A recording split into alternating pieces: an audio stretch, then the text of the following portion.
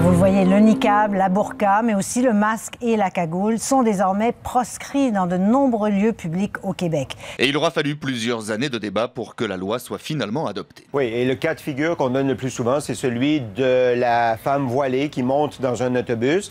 La loi prévoit qu'elle doit se dévoiler. Là, on se demande si le chauffeur de bus va se transformer en policier du vêtement. Seulement pour les détracteurs, une loi est bonne uniquement si elle peut être appliquée. Des chauffeurs d'autobus, dans les bibliothèques, est-ce que vous allez avoir une police du niqab, là?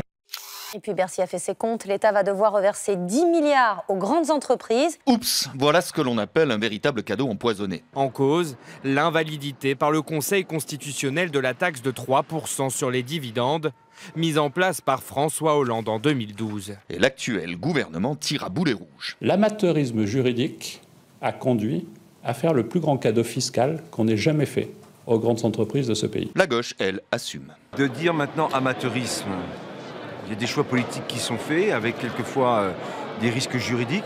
Si ces Jeux ont lieu et que c'est une réussite en 2026 pour l'image de la Suisse dans le monde, c'est quelque chose qui n'a absolument pas de prix. Mais en attendant, ça a un coût. La Confédération est prête à débloquer 1 milliard de francs suisses pour soutenir la candidature de Sion au JO 2026. Les organisateurs, cet après-midi, sont ravis. La Confédération a été généreuse, elle nous fait un chèque, il n'est pas en blanc parce que les conditions sont lourdes. Reste à convaincre les 4 cantons directement concernés. Ils devront se prononcer par référendum.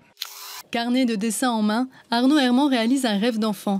C'est officiel depuis lundi. C'est lui qui donne vie à la nouvelle mascotte des Diables Rouges. Je suis le papa de la nouvelle mascotte des Diables Rouges. Désigné par les internautes parmi 3000 propositions. Arnaud s'inspire de Disney ou des comics américains. J'avais dans l'espoir de faire une mascotte qui était un peu espiègle, un peu familiale, un peu agréable à regarder et en même temps avec un peu de charisme. Ne manque plus qu'à lui trouver un nom, chers internautes, à vos claviers.